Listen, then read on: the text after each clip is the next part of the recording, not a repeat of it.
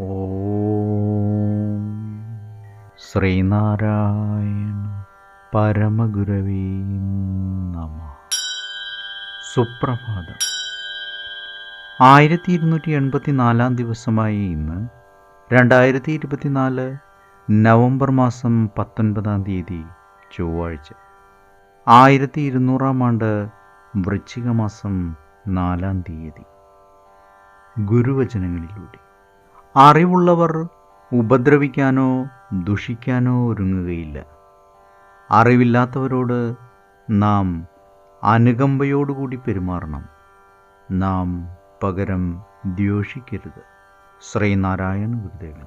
1927 March 27 തീയതി തലശ്ശേരിയിലെ ഗുരുദേവ വിഗ്രഹ പ്രതിമാ ഉദ്ഘാടന വേളയിൽ ശ്രീ മൂർക്കോത്തുകുമാരൻ നടത്തിയ സ്വാഗത പ്രസംഗത്തിൻ്റെ 8ാം ഭാഗമാണ് ഇന്ന് അവതരിപ്പിക്കുന്നത്. ശിഷ്യന്മാർക്ക് മതവിശ്വാസത്തിലും ആരാധനാക്രമത്തിലും സ്വാതന്ത്ര്യം നൽകി ഉദ്ദേശ്യശുദ്ധിയിലോ സ്വന്തം ആചാര നടപടിയിലോ സംശയഗണത്തിന് പോലും ഇടവരുത്താതെ സ്വാർത്ഥരഹിതനായി പരോപകാരാർത്ഥം ജീവിച്ചു പോരുകയാലാണ് നാരായണ ഗുരുസ്വാമികൾ ഇങ്ങനെ സർവ്വജാതി മതസ്ഥരുടെയും ഇടയിൽ സർവസമ്മതനായി തീർന്നത്. അതുകൊണ്ട് അവിടുത്തെ പ്രതിമാവിഗ്രഹത്തിനായി ജാതിമത വ്യത്യാസം കൂടാതെ എല്ലാവരും സന്തോഷപൂർവ്വം ദ്രവ്യസഹായം ചെയ്തതിൽ യാതൊരു അത്ഭുതവുമില്ല.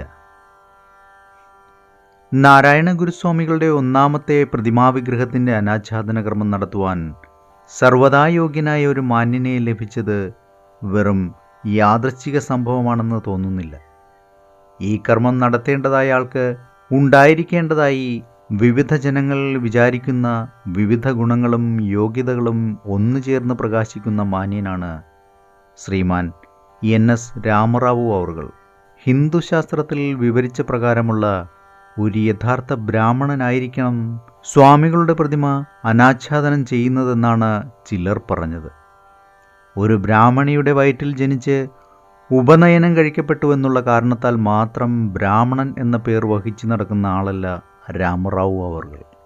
യഥാവിധി ബ്രാഹ്മണകർമ്മം അനുഷ്ഠിച്ചു പോരുന്ന ഒരു വിപ്രനാണ് അദ്ദേഹം. സ്വാമികളുടെ ആദർശങ്ങളെ ബഹുമാനിക്കുകയും അനുസരിക്കുകയും ചെയ്യുന്ന ഒരു യോഗ്യനല്ലാതെ വേറെ ആരും അവിടുത്തെ പ്രതിമാവിഗ്രഹം അനാച്ഛാദനം ചെയ്യുവാൻ യോഗ്യനാകയില്ലെന്നും വേറെ ചിലർ പറയുകയുണ്ടായി. ലോകത്തിൽ ജാതിമത വ്യത്യാസം കൂടാതെ എല്ലാവരും സഹോദരഭാവത്തിൽ ജീവിക്കണമെന്ന് പ്രസംഗിക്കുക മാത്രമല്ല, അതിനായി എല്ലാവരെയും പ്രേരിപ്പിക്കുവാൻ നിർവ്യാജം പ്രയത്നിക്കുകയും ചെയ്യുന്ന ബ്രഹ്മവിദ്യാസംഘത്തിലെ ഒരു പ്രധാന നേതാവായ രാമറാവു അവർകൾ തന്നെയാണല്ലോ എന്നാൽ അതിന് യോഗ്യൻ. ഇങ്ങനെയുള്ള ഒരു മഹാൻ സ്വാമികളുടെ പ്രതിമാവിഗ്രഹം അനാച്ഛാദനം ചെയ്യുവാൻ എത്തിക്കൂടിയത് വെറും യാദൃശ്ചിക സംഭവമാണെന്ന് എങ്ങനെ വിശ്വസിക്കാം?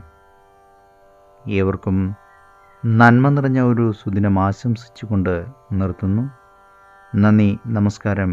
ഗുരുധർമ്മം ജയിക്കട്ടെ. ശബ്ദം നൽകിയത് സുജീഷ് മഹേശ്വരി.